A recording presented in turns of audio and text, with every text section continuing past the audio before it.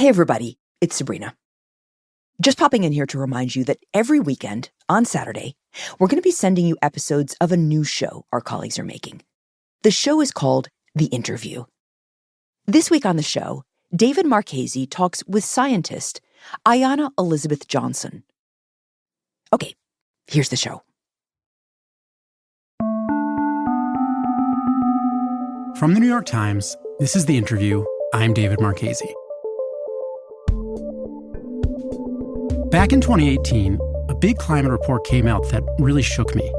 It painted a pretty dire picture of where we're heading, a climate that will likely warm by at least 1.5 degrees Celsius by 2040. And it was a grim warning of what things will look like if we don't reverse course. It now seems probable that we're going to blow past those climate targets. And that's led to a lot of climate fear, pessimism, and activism rooted in anger. But recently there's been a growing counter-response to those darker feelings, including from some experts who have a clear view on what's coming. And that response is a cautious optimism. Though she doesn't go so far as to call herself hopeful, Dr. Ayana Elizabeth Johnson is one of those experts trying to change the mood on climate. She's a marine biologist, the co-founder of a think tank focused on the future of coastal cities, and she's also worked on climate policy, advising lawmakers and working with the EPA on climate solutions. And she's got a new book that's due out this summer called What If We Get It Right? Visions of Climate Futures. That question, what if we get it right on climate, is one I think about a lot. I'm skeptical, but I wish I weren't. That's why I spoke with Johnson, to see if she can help me think and feel differently. Here's our conversation.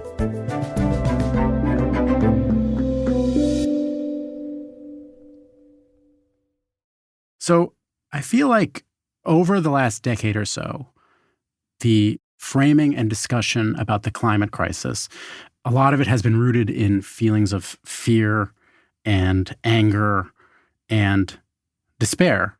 And I think more recently, there's been sort of a concerted effort to make a kind of a vibe shift about how we talk about climate. One rooted more... Climate action needs way better vibes. It needs better vibes.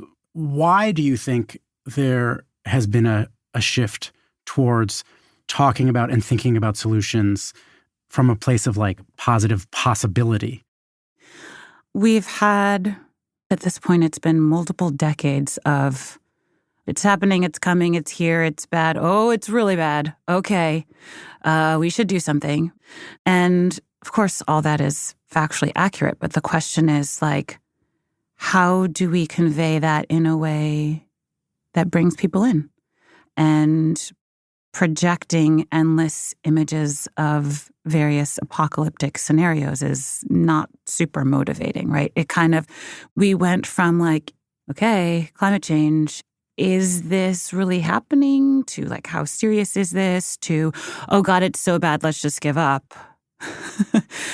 And sort of skipped this middle step of all hands on deck.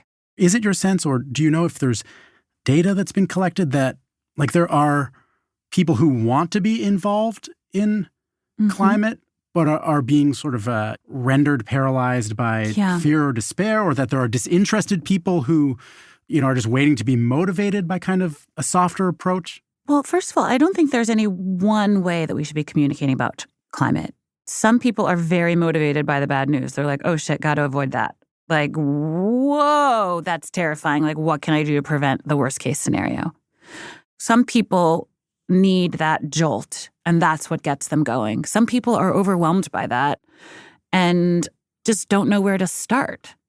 I think there's this false dichotomy between hope and fear, as if there's one is the right way to communicate, when in fact there's a full spectrum of emotions that can be triggered by various things that you receive about the world around you, about news, about climate change. And all of that is useful. And so 62% of adults in the U.S. say they feel a personal sense of responsibility to help reduce global warming. But 51% say they don't know where to start. And so to me, the question is, how do we harness and support millions of people in this country alone who would like to be a part of the solutions? That's what we need, is to live in a world where people are really focused on ensuring a livable future on this planet. That we have moved beyond sort of the platitudes of reduce, reuse, recycle. People don't even really pay attention to the first R there. The reduce people kind of ignore. But how can we really create a culture where everyone has a role to play and we have a choice of like, what are we going to do when faced with this problem? Are we going to put our heads in the sand or are we going to pitch in? You know, when you said the first R in reduce, reuse, recycle is one that a lot of people ignore, you know, it makes me think about an idea that I think is a difficult one for lack of a better term, the average person in the global north. It's difficult for them to think about, and that's the idea of sacrifice or sacrificing things that they take for granted or comforts. Or just less is more is maybe a nicer way to... People don't like sacrifice. People don't like bans. But I think there's a way to frame that as like, this is an opportunity to just like live a different and better life. So make the case for me that it's better. Like, do you think there is a possible climate future that doesn't involve personal sacrifice? I mean, I don't think consumerism is really that satisfying for most people. We're sort of taught that we need to keep up with these trends and like buy all this stuff, but it doesn't really make us happy.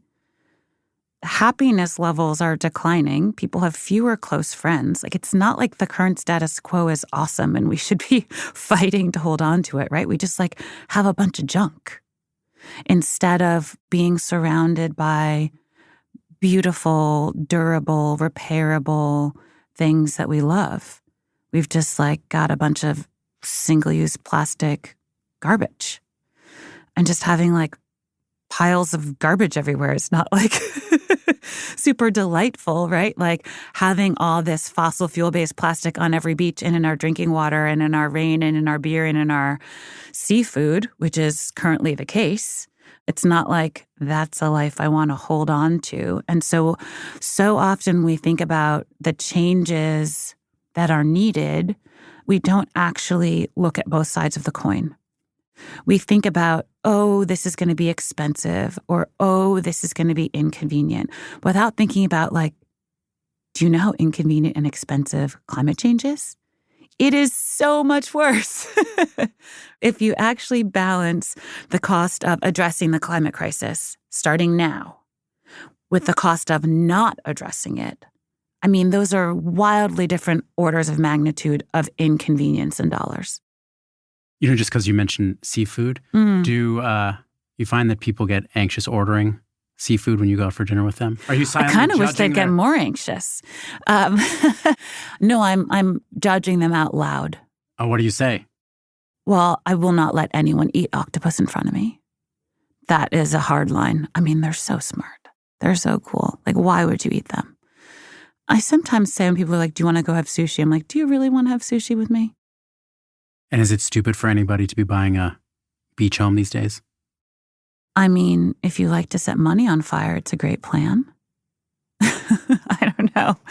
I mean, the level of denial of the changes that are coming is really off the charts. Like, and the way people joke about it, like, go to the Hamptons to a cocktail party and tell someone that you work on climate change, and they'll be like, so how soon till I have beachfront property? Because I'm like a few rows back right now. Just like as if it's funny and we don't actually have to prepare for things. But I get it. Like, it's really hard to get your head around the amount of change that's coming. Does other people, what you see as other people's denial, make you angry? Anger is not really a primary emotion for me. Yeah. I mean, I'm just a regular human. I experience the full range of emotions. Certainly anger is one of them, but heartache is another. I mean, if we think about just how much we're losing, that can be really hard. That can be really hard to deal with. And as a scientist, I mean, I look at all these projections and I could cry looking at a graph because I know the amount of suffering and ecological loss that these numbers imply. But honestly, I feel quite lucky to have been born with a brain chemistry that's not prone to depression, because given the amount of bad news I take in every day, that would be really hard to deal with. But there is kind of this soft denial of the climate crisis that I think is extremely widespread, including for someone like myself where... Oh, describe your soft climate denial. Well, I feel like I understand the scope and honestly the horrifying scale of our climate future. Mm-hmm. And if that's true, why don't I do more than compost? I don't know. Why? Well, it's I'm supposed to be asking you these questions. This is going to be much more informative for the audience, actually, hearing what you because we're all in that same boat. Like, if this is true, yes, and this goes directly to the heart of one of my first questions for you. Is like, what motivates behavior?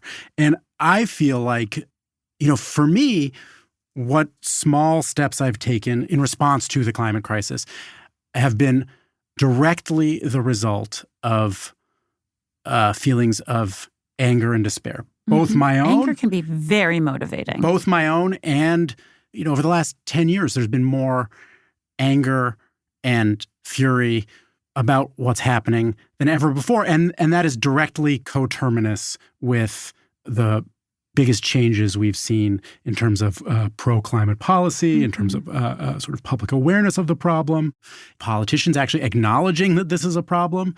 All of this, to me, suggests that anger works. And then there's also, and fear too, like it didn't get people to stop smoking by saying, think about how healthy you'll be if you don't do it. They got people to stop smoking by saying, this will really hurt you if you continue to do it. And my inclination is to think that the same logic applies in climate. And this is all sort of just tangential to the question you just asked me, which is why don't I do more? And,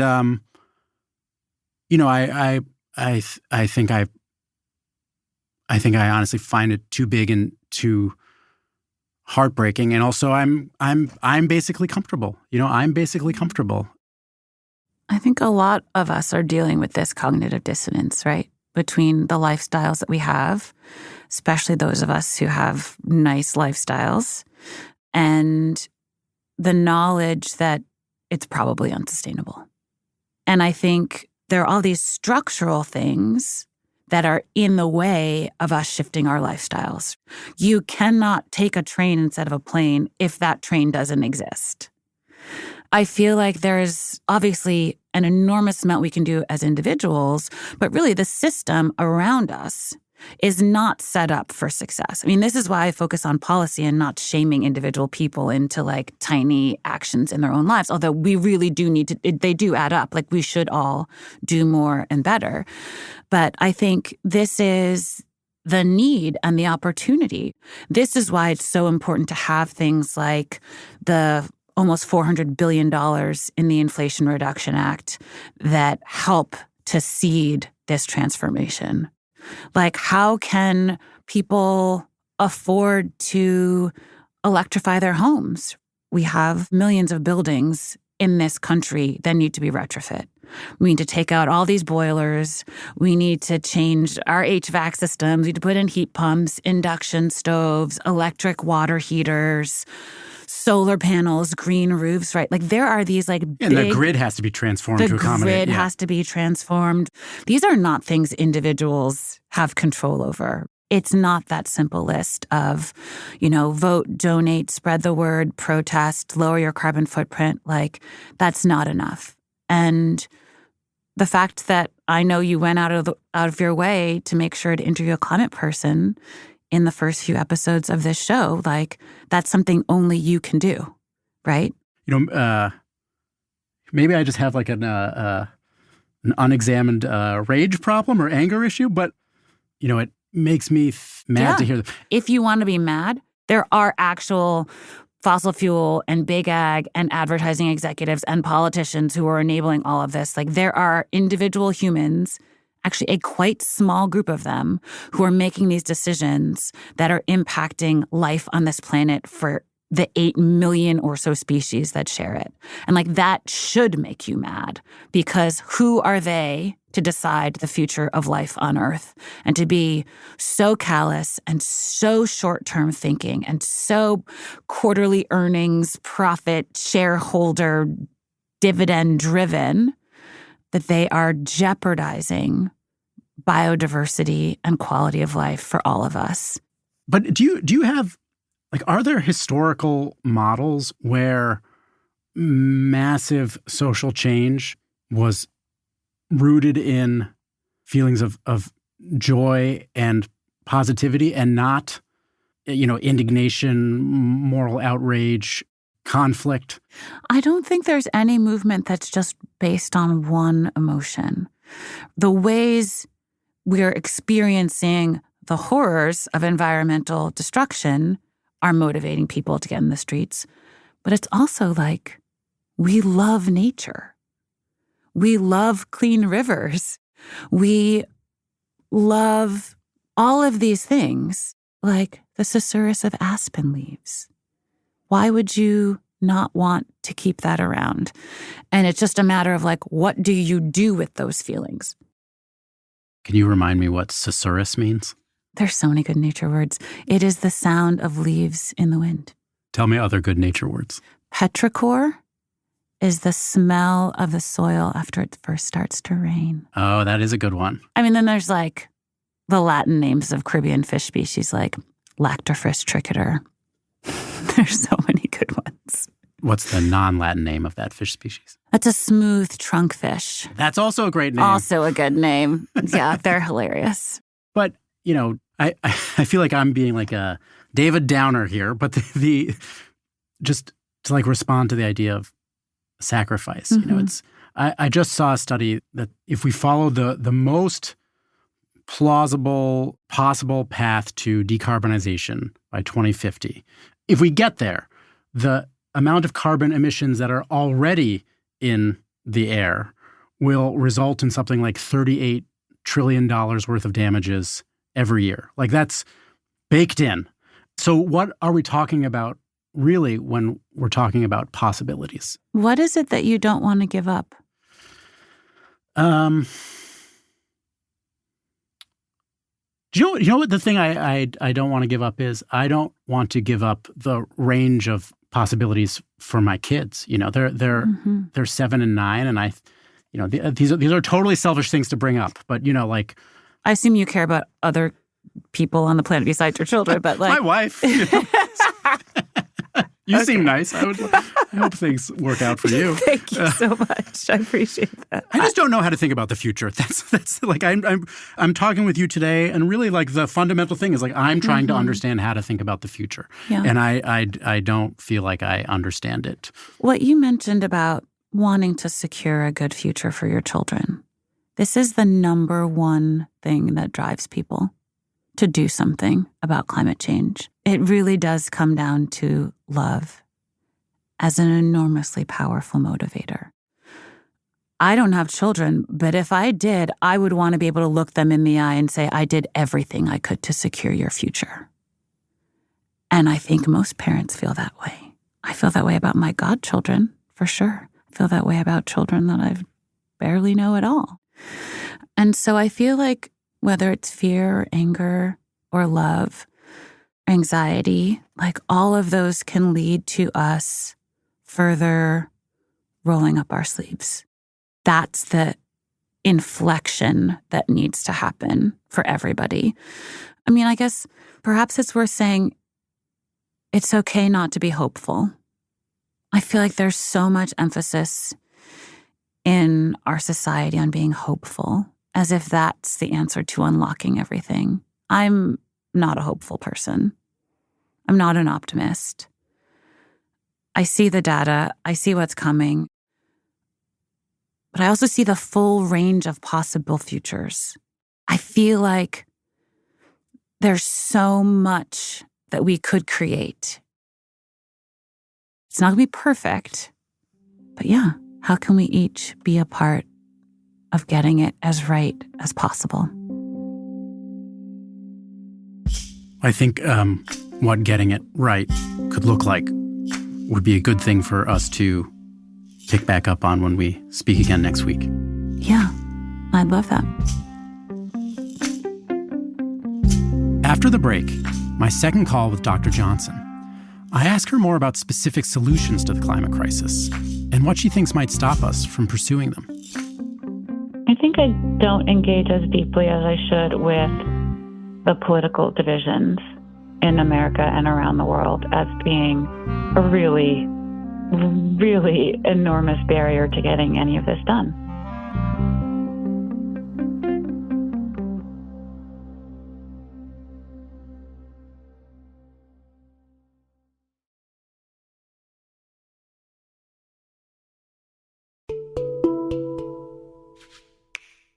Hello. Hey, Ayana, how are you? I'm good. This is The Interview. I'm David Marchese. You know, one of the things that you had said near the end of our first conversation was the phrase that's the title of your book, What If We Get It Right? Can you give specific examples of what getting it right on climate looks like? What are things that are within our grasp that we can get right? So many things. I mean, we know how to transition to renewable energy. We know how to insulate buildings. We know how to put on green roofs or reflective roofs on buildings. We know how to improve public transit. We know how to shift our transportation towards electric. We know how to avoid food waste, which is actually a huge source of greenhouse gas emissions as food is rotting and releasing methane. We know how to just reduce our consumption. There's a million things we could do. Of course, there's room for innovation, but there's absolutely nothing that we need to wait for.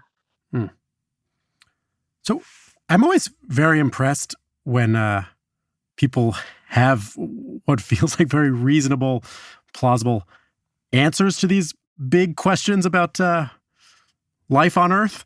But in your sort of if you're tossing and turning in your bed at night, what skepticism do you have about your own ideas? Like, what might you be wrong about? I think I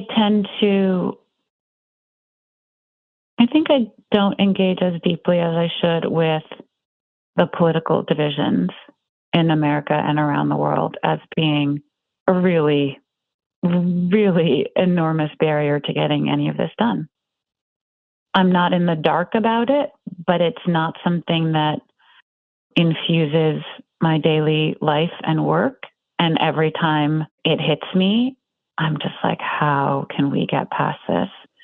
Like the question of this upcoming election, the stakes are so high, and we have so many people who do not appreciate the risks that we're facing, and so are not motivated to do much to address them. So unfortunately, the climate crisis is going to give us a lot of tests for how we can collaborate across various social divisions. But a lot of the solutions to climate change people agree on, even if they don't agree on the problem. People are very excited about the new battery manufacturing plants in like deeply red parts of this country because they're good jobs. Texas and Iowa have the most wind energy of any place in the U.S. because it's profitable. So the economics of the transition to renewable energy and implementing climate solutions make a lot of sense. And so we may have to just skip over some of these divisions and let self-interest in various ways guide us towards where we need to go, even if we don't all agree on exactly the contours of the problem. You know, I gotta say that there was a response that I gave to you based on a question that you asked me in our prior conversation that I've really been thinking about since we spoke. And I was talking about the context of the future and, you know, sacrifice, or if we might have to sacrifice. And you had asked me what I was so afraid of giving up. and I was really thinking about that since we spoke. And I concluded that I think the answer that I gave you in the moment was kind of cockamamie. So I want to try and give you what I think is a more truthful answer. And the real answer to why I'm might be reluctant to change behaviors or be scared of the future in some ways, maybe actually has more to do with some selfishness. That's good of you to admit. I think we all want to hold on to our comforts. Well, is there sort of an antidote to that kind of thinking? And then also, is it possible that like that just is human nature? I think the answer is community. We have to be responsible to more than ourselves. We have to feel an obligation to more than just our children. It can't just be a selfish desire to hold on to what we currently have, which is even that illogical because the world is going to change around us and the things that we have, we won't be able to hold on to because we can't actually control all of society and live in a bubble. And so you can maybe rip really tightly onto your comforts in the short term, but the more we resist being part of the collective solution, the less likely that collective solution is to happen. I mean, in a sense, you're echoing a bit of this bunker mentality, right? Where we have these wealthy people who are buying up land in New Zealand and wherever else, trying to just save themselves. And to me, that seems like such a sad way to see the world, right? Like, do you want to live in a bunker for a year eating canned rations? Like, is that the life we want to build? Or do we just all try to make sure we have a world where there's enough for everybody, where no one takes too much and we share what we have? I'd rather share. That's Ayana Elizabeth Johnson. This conversation was produced by Seth Kelly. It was edited by Annabelle Bacon. Mixing by Efim Shapiro.